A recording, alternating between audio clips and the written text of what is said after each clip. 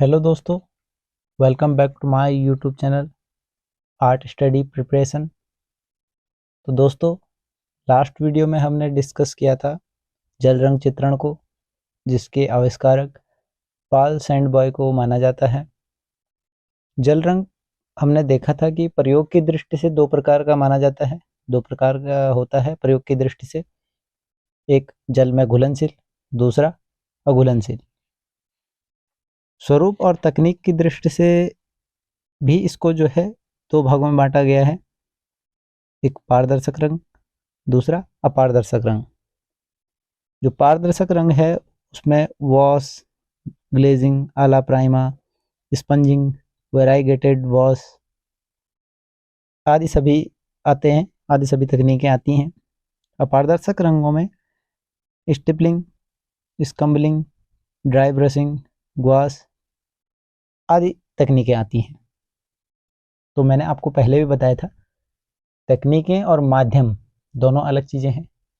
माध्यम कहें या फिर माध्यम और तकनीक हो गया आपकी उसकी प्रविधि, यानी कि माध्यम हो गया किसी भी चित्रण का मीडियम, है ना। कौन से मीडियम में काम कर रहे हैं, तेल चित्रण कर रहे हैं, जल चित्रण कर रहे हैं, किसी भी मीडियम को हम ले रहे हैं, क्रेयॉन ले रहे हैं या फिर पेस्टल ले रहे हैं, लेकिन उसको लगाने का जो स्टाइल होगा, जो टेक्निक होगी, वही तकनीकी कहलाएगी। तो पारदर्शक वर्ण में हम देख लेते हैं सबसे पहले वॉश। वॉश जो है, वॉश विधि का प्रारंभ पुनरुत्थान काल में महत्वपूर्ण माना गया। पुनरुत्थान काल यानी कि बंगाल स्कूल की बात हो रही है, जिसमें वहाँ पे सर्वप्रथम प्रयोग किया था अवनींद्रनाथ टैगोर ने। उनकी कृतियों में इसकी शुरुआत देखी गई। इसमें चित्रों में जल रंग लगाने के बाद बार बार पानी से धो लिया जाता है, यानी कि एक बार चित्रण किया, फिर पानी में डिप किया। धोने का मतलब है डिप करना, है ना। पानी में डिप किया तो जो आवश्यकता से अधिक रंग होंगे वो निकल जाएंगे। फिर दोबारा से पतले वॉश लगाएंगे, पतले कलर लगाएंगे, फिर जो अतिरिक्त रंग है वो निकल जाएगा। और इसी प्रकार की प्रक्रिया चलती रहेगी जब तक कलाकार को अपने आवश्यकता अनुसार प्रभाव चित्र में नहीं मिल जाता है।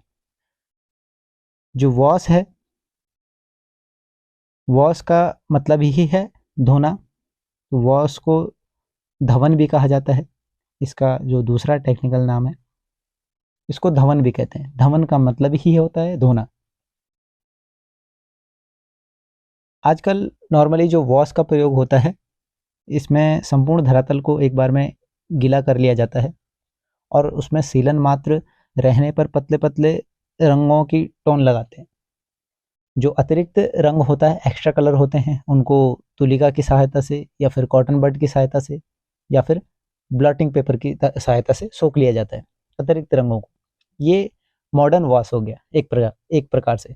जो अवनींद्रनाथ वाली जो टेक्निक थी, यानी कि बंगाल चित्रण शैली, जिसको हमने पुनरुत्थान कहा। पुनरुत्थान यानी कि पुनर्जागरण, दोबारा से जागृति हो रही है, एक प्रकार से दोबारा लोग अवेयर हो रहे हैं उसी प्रकार। तो उसी को पुनर्जागरण कहा गया है ना। खैर, बंगाल स्कूल वो रहा। तो वो जो टेक्निक थी वो पुरानी हो चुकी है। वर्तमान में जो नए प्रकार का जो वॉश है, उसमें मैंने आपको बताया कि उसमें संपूर्ण धरातल को एक ही बार में पेपर को गीला कर लिया जाता है और सीलन मात्र रहने पर पतले पतले रंगों की तान लगाई जाती है और अतिरिक्त रंगों को तुलिका या फिर कॉटन बड या फिर ब्लॉटिंग पेपर से सोख लिया जाता है। ये जो ब्लॉटिंग पेपर है, ये महत्वपूर्ण है, टेक्निकल वर्ड है तो इसलिए पूछा जाता है।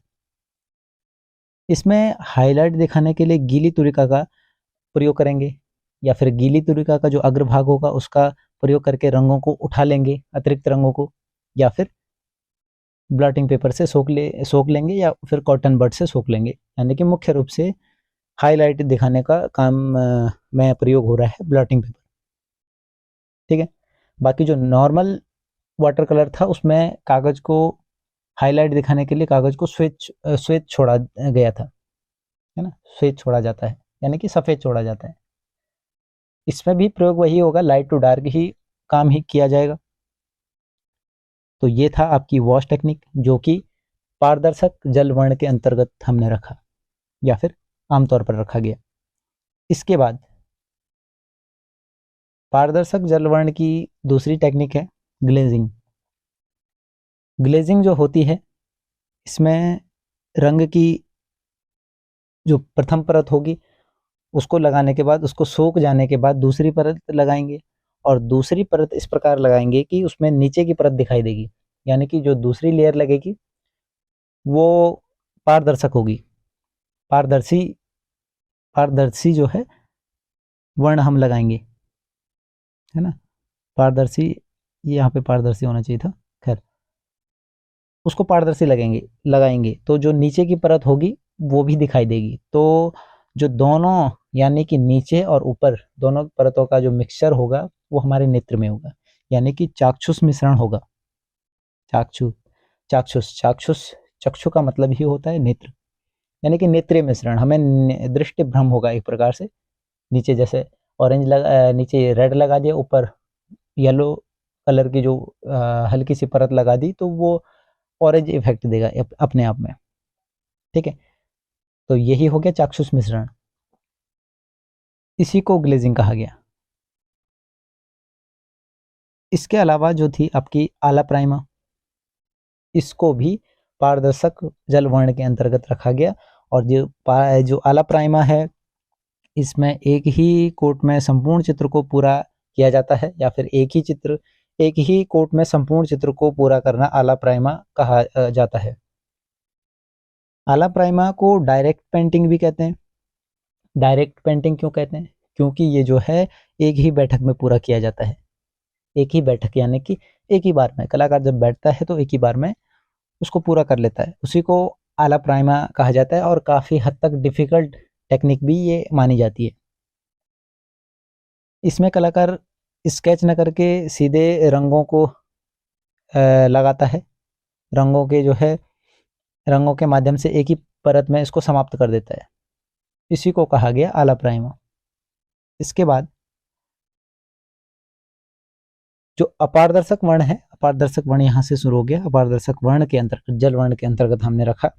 अपारदर्शक वैसे और भी माध्यम में हो सकता है और भी मीडियम में हो सकता है जल वर्ण के अलावा, लेकिन मुख्य रूप से जल वर्ण की बात हो रही है तो जल वर्ण के अंतर्गत हम देखेंगे ड्राई ब्रशिंग, जो अपारदर्शक माना जाता है। और कई मायनों में कई बार एग्जामिनर पूछ भी लेता है कि इनमें से कौन सा अपारदर्शक है और कौन सा पारदर्शक है। तो एग्जाम की दृष्टि से ये जो है महत्वपूर्ण है, याद रखना।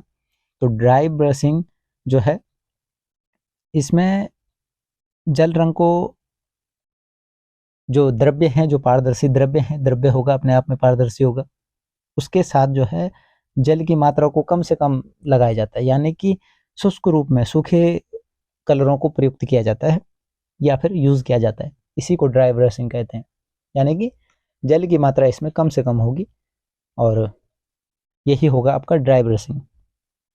मुख्य रूप से चित्रकारों द्वारा जो है इसमें जो तुलिका घात लगाया जाता है, जो स्टॉक लगाए जाते हैं, एक नए प्रकार का टेक्सचर उत्पन्न करने के उद्देश्य से ये लगाए जाते हैं।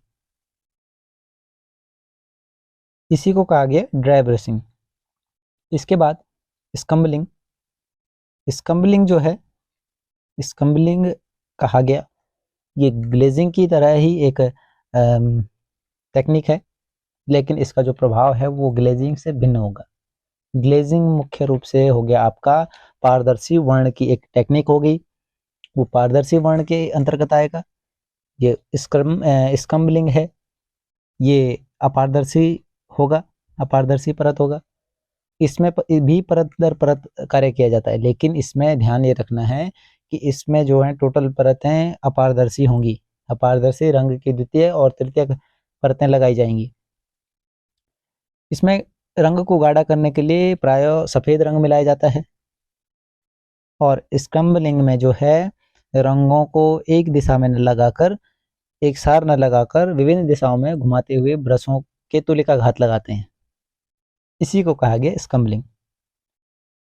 इसके अलावा इसमें है स्टिपलिंग। स्टिपलिंग का मतलब है बिंदु परदाज, एक प्रकार से मुगल काल के अंतर्गत इसको शब्द प्रयोग हुआ है, बिंदु परदाज, है ना। तो स्टिपलिंग होता है चित्र में छोटे छोटे बिंदुओं के माध्यम से छाया प्रकाश का प्रभाव पैदा करना, यही स्टिपलिंग है। इसको जल वर्ण में भी यूज किया जाता है, मुख्य रूप से वैसे तेल वर्ण के अंतर्गत इसका यूज किया जाता है। यूरोप में नव प्रभाववाद के अंतर्गत जॉर्ज सोरा ने इसको स्टार्ट किया था सर्वप्रथम, जिसको विखंडनवाद भी कहते हैं, नव प्रभाववाद के अंतर्गत किया था।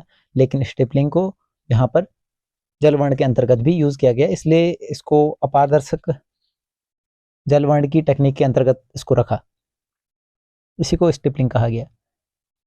यानी कि छोटे छोटे बिंदुओं के माध्यम से पर्दाज दिखाना या फिर छाया प्रकाश दिखाना। छाया प्रकाश के लिए पर्दाज शब्द यूज हुआ है मुगल काल के अंतर्गत, है ना। तो बिंदुओं के माध्यम से अगर दिखाएंगे तो वहां पे बिंदु पर्दाज कहा गया, रेखाओं के माध्यम से दिखाएंगे तो वो रेखा पर्दाज हो गया, है ना। बिंदु पर्दाज को दाना पर्दाज भी वहां पे कहा गया। खैर वो मुगल काल के परिप्रेक्ष्य में रहा है, लेकिन ये जो स्टिपलिंग है ये टेक्निकल वर्ड हो गया आपके विधि प्रविधियों के अंतर्गत। इसके अलावा अन्य जो टेक्निक है वो है ग्वास। ग्वास जो है ये भी अपारदर्शक परत ही होगी। ग्वास को गाढ़ा लेप भी कहते हैं और ये जल रंग चित्रण की ही एक तकनीक है। इसमें रंगों को अपारदर्शी विधि से गोंद मिलाकर प्रयोग किया जाता है, मुख्य रूप से गोंद मिलाकर रंगों को प्रयोग किया जाता है, उसी को ग्वास कहा गया है। और ग्वास रंगों को बॉडी कलर के नाम से भी जाना जाता है। इसकी विशेषता यह है कि इसमें रंगत को हल्का करने के लिए इसमें श्वेत द्रव्य मिलाया जाता है ना, इतना ध्यान रखें, श्वेत द्रव्य मिलाया जाता है इसमें। इसके अलावा जो चित्रण की अन्य विधियां हैं, ये जल वर्ण की जो पारदर्शी और अपारदर्शी टेक्निकें थी ये तो क्लियर हो गया अभी, लेकिन इसके अलावा चित्रण की जो अन्य विधियां को हम देखें तो उसमें प्रमुख है इम्पेस्टो। इम्पेस्टो यानी कि इम्पेस्टो में जो है तेल रहित गाढ़े रंग जो होंगे, तेल रहित इसलिए कहा गया यानी कि बिना तेल के ना, बिना तेल के हम ऑयल कलरों को यूज़ करेंगे, चौड़े ब्रशों से हम यूज़ करेंगे या फिर पैलेट नाइफ से यूज़ करेंगे, पैलेट नाइफ या फिर स्पैटुला से लगाएंगे, या फिर डायरेक्ट किसी और चीज़ों से भी लगा सकते हैं, उसी को इम्पेस्टो कहेंगे। डायरेक्ट ट्यूब से निकाल के लगा सकते हैं, उंगलियों से लगा सकते हैं, और भी नई नई टेक्निकें हो सकती हैं। तो इस इम्पेस्टो का यूज़ जो होता है इन्हीं टेक्निक को, यानी कि इन्हीं सब जो प्रक्रिया है लगाने की, इसी को इम्पेस्टो कहा गया। और इम्पेस्टो जो होता है उसका यूज़ मुख्य रूप से लकड़ी, पत्थर, चट्टान, इन सभी का जो खुरदरा पोत होता है उसको दर्शाने के लिए यूज़ किया जाता है कलाकार द्वारा, है ना। यानी कि लकड़ी, पत्थर, चट्टान का जो पोत होता है उसका, यानी कि कोई चट्टान हम दिखा रहे हैं उसको दिखाने के लिए इस प्रकार का इम्पेस्टो का यूज़ किया जाता है जो चट्टान जैसा इफेक्ट देगा, है ना। पोत का मतलब ही है टेक्सचर से, एक प्रकार का टेक्सचर लाने के लिए। और ब्रिटिश चित्रकार जॉन ब्रेडबॉय ने इसका आविष्कार किया था, इस इम्पेस्टो टेक्निक का। इसके अलावा अन्य टेक्निकों में है इम्प्रिंट। इम्प्रिंट जो है वो गाढ़े रंग को लगाने के बाद जो है जो प्रोसेसिंग होगी उसी को इम्प्रिंट कहा गया। इम्पेस्टो और इम्प्रिंट लगभग सेम है, लेकिन इम्प्रिंट में क्या होगा, रंगों को लगाने के बाद उसको किसी चीज़ से दबा देंगे, जैसे नाइफ से, कंघी से आदि, जो अन्य जो चीज़ें होंगी उनसे दबा देंगे कलरों को, तो जो टेक्सचर प्राप्त होगा उसी को कहेंगे हम इम्प्रिंट। इसके अलावा इसमें है ब्रोकन कलर। ब्रोकन कलर को ही खंडित वर्ण कहा गया या फिर उत्क्षिप्त वर्ण कहा गया, टेक्निकल वर्ड है, ध्यान रखें। इसी प्रकार के घुमा फिरा के पूछ लेता है एग्जामिनर, है ना। ब्रोकन कलर कहें, खंडित वर्ण कहें, ब्रोकन का मतलब ही होता है टूटना, है ना। ब्रोकन कलर, खंडित वर्ण, उत्क्षिप्त वर्ण एक ही चीज है। तो इसमें रंगों का जो प्रयोग होगा, रंगों को प्रयोग करने की जो विधि होगी, उसमें तुलिका को अलग अलग प्रयोग करेंगे या फिर तुलिका के अलग अलग स्टॉक लगाएंगे। बल का मतलब ही है स्टॉक, अलग अलग स्टॉक लगाए जाते हैं और पास पास रखे जाते हैं, पास पास लगाए जाते हैं, जिससे चाक्षुष मिश्रण होता है। चाक्षुष मिश्रण होगा, यानी कि नीले के बगल में हरी पट्टी लगा दी तो दूर से वो हमें डिफरेंट दिखेगा। सॉरी, नीले के बगल में अगर येलो पट्टी लगाएंगे तो वो ग्रीन इफेक्ट देगा, यानी कि ग्रीन कलर भी हमें देगा, है ना, ग्रीन कलर का इफेक्ट भी देगा। उसी को चाक्षुष मिश्रण कहा गया। चाक्षुष यानी कि चक्षु मीन्स नेत्र, नेत्र से मतलब है ना। तो जो ब्रिटिश भूदृश्य चित्रकार हैं जॉन कांस्टेबल, उन्होंने इसका सर्वप्रथम प्रयोग किया था, ऐसा मानते हैं। वैसे प्रभाववाद के अंतर्गत भी कुछ इस प्रकार की टेक्निक देखी गई, लेकिन ब्रोकन कलर के परिप्रेक्ष्य में, ब्रोकन कलर जो शब्द है वहां पे जॉन कांस्टेबल का मुख्य रूप से नाम आता है इस परिप्रेक्ष्य में, इस टेक्निकल वर्ड के साथ, है ना। बाकी अलग अलग स्टॉक लगाने की जो बात है वो प्रभाववाद के अंतर्गत भी देखी गई मुख्य रूप से। बात करते हैं फ्रोटाज की। फ्रोटाज कहें या फिर फ्रोटेज कहें, फ्रोटेज, फ्रोटेज जो है ये एक शब्द जो है ये फ्रेंच शब्द से बना है। फ्रेंच शब्द फ्लटर से बना है, और फ्लटर का अर्थ ही होता है रब करना, रब करना। और इसकी जो खोज थी 1925 के लगभग मैक्स अर्नेस्ट ने की थी, या फिर अर्नेस्ट मैके कहें, एक ही बात है। मैक्स अर्नेस्ट ने की थी, प्रोनाउंसिएशन अलग अलग मिल जाती है। जो ये फ्रोटा शब्द है, इस विधि के अंतर्गत पोत वाला जो धरातल होता है उसको कागज पर रगड़ा जाता है, या फिर पोत धरातल दिखाने के लिए या फिर पोत दिखाने के लिए कागज पर रगड़ा जाता है, या फिर किसी चीज को कागज पर रगड़ा जाता है, मिटाया जाता है। और कागज और धरातल जो है दोनों की जो बनावट होगी वो एक दूसरे से प्रभावित होंगे और एक नए पोत का सृजन होगा। सरल शब्दों में समझे तो किसी भी ड्राइंग शीट के नीचे कुछ अन्य चीज रख देने पर, बचपन में आपने नोट किया होगा, कई लोगों ने यूज किया होगा, एक नॉर्मली जो सिक्का होता है, सिक्के का जो रिलीफ होता है जो उभरा हुआ, अगर उसको पेपर के नीचे रखें, ऊपर से पेंसिल चलाएं, कुछ देर बाद सिक्का अगर निकाल दें तो जो सिक्के का जो छाप होता है वो पेपर पे उतर के आ जाता है। कुछ कुछ इसी प्रकार का आप समझ सकते हैं कि जो फ्रोटाज है वो भी इसी प्रकार का होता है। यानी कि यहाँ पर थोड़ा सा घुमाकर लिख दिया गया है कि इस विधि के अंतर्गत पोत वाले धरातल पर कागज से रगड़ना, मिटाना आदि होता है, ताकि कागज तथा धरातल दोनों की बनावट एक दूसरे से प्रभावित होती है और एक नई पोत का सृजन होता है। कहने का मतलब वही है कि जब दोनों चीजें आपस में प्रभावित होंगी, कोई डिफरेंट चीज हमने नीचे रख दी, है ना, ऊपर से हमने रब कर दिया, तो पेपर और उसका जो कांटेक्ट होगा वो एक नए प्रकार का पोत का सृजन करेगा। उम्मीद है सभी लोगों को समझ में आ रहा होगा।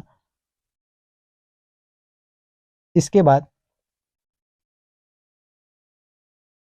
फ्रोटाज से जहां पोत का निर्माण में सहायता मिलती है, वहीं इस विधि से धरातल पर अतिरिक्त रंग जो है वो छूट जाता है, और उस अतिरिक्त रंग को हटाने की जो प्रक्रिया होती है उसको टॉन्किंग कहते हैं। उस प्रक्रिया को टॉन्किंग कहते हैं। और जो ये टॉन्किंग शब्द है ये सर हेनरी टोंग के नाम से प्रचलित है, या फिर हेनरी टोंग के नाम पर बना है ये टॉन्किंग शब्द। इसी को कहते हैं फ्रोटाज टेक्निक। इसके अतिरिक्त एन कास्टिंग जो है, एन कास्टिंग, एन कास्टिंग जो होता है, इस माध्यम में तेल रंग और मोम रंग को मिलाकर गर्म करके हल्की जो गर्म परत है वो धरातल पर लगाई जाती है, और इसमें जो है शीघ्रता पूर्वक कार्य किया जाता है। एन कास्टिंग में मोम के साथ तेल रंगों को गर्म करके लगाया जाता है और शीघ्रता पूर्वक कार्य किया जाता है, क्योंकि ये जो है ये रंग जो है मोम मिला है तो जल्दी से सूख जाता है, और मुख्य रूप से चमक के लिए ये लगाया जाता है, यानी कि इसमें चमक अधिक बढ़ जाती है।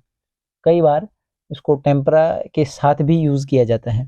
टेम्परा के साथ तो कम ही मिलता है, वैसे मुख्य रूप से तेल रंग के साथ इसका प्रयोग किया जाता है। इसमें अगला टॉपिक है जो कोलाज। कोलाज जो है वो चित्र बनाने का एक प्रकार है, एक प्रक्रिया है, जिसमें कागज, कपड़ा, रंगीन कागज, अखबार, फोटोग्राफ के टुकड़े, कांच, प्लास्टिक, लकड़ी आदि वस्तुओं को चिपकाकर आलेखन किया जाता है या फिर एक डिजाइन बनाया जाता है, और इसके साथ रंगों का भी प्रयोग किया जा सकता है। कागज, कपड़ा या अखबार को रंग में डुबोकर एक प्रकार के पोत का भी सृजन किया जा सकता है, और चित्र भी बनाए जाते हैं। चित्र बनाने को ही कोलाज कहा गया। इन्हें धरातल पर चिपकाया जाता है इसको रंगीन करके। कोलाज जो है इसकी खोज 1912 में घनवाद के जो प्रवर्तक थे ब्रॉक ने की थी। लेकिन कुछ कलाकार पिकासो की जो कोलाज कृति है प्रथम कृति भी मानते हैं। बेंत की कुर्सी पर वस्तु समूह, बेंत की कुर्सी पर वस्तु समूह जो कोलाज कृति थी उसको प्रथम कोलाज कृति माना जाता है जो पिकासो की थी। कुछ विशेषज्ञों ने ऐसा माना है, लेकिन टोटली हम देखेंगे कि इसकी खोज का जो श्रेय देंगे वो मुख्य रूप से ब्राक को ही देंगे 1912 में।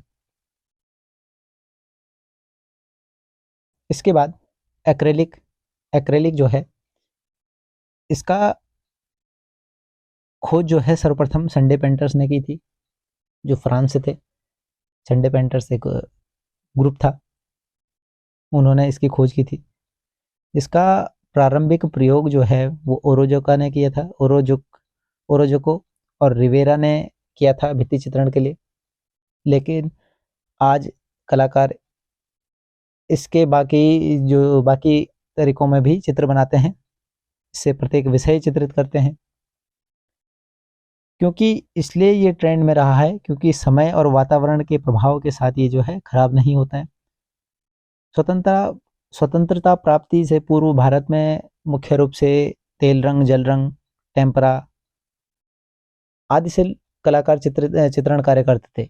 लेकिन 20वीं शताब्दी में विभिन्न माध्यमों की खोज हुई और 1950 के लगभग एक नवीन माध्यम जो एक्रेलिक सामने आया, जिसमें भारतीय कलाकारों ने भी विविध विषयों पर चित्रण कार्य किया।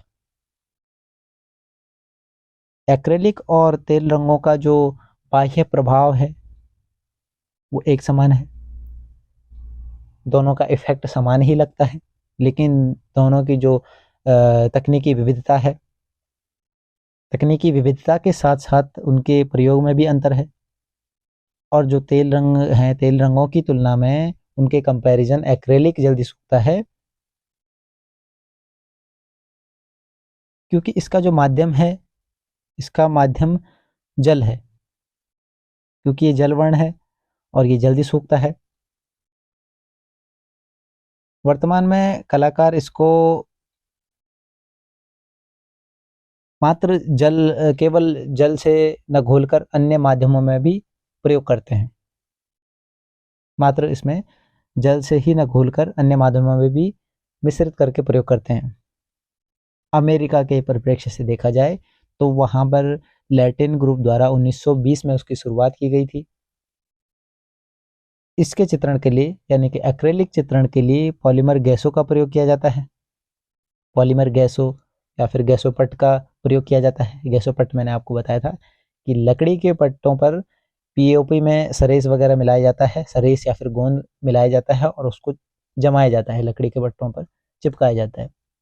फिर जो बेस तैयार होता है उस पर किया जाता है एक्रेलिक या फिर टेम्परा, ऑयल आदि चीज़ें भी की जाती है।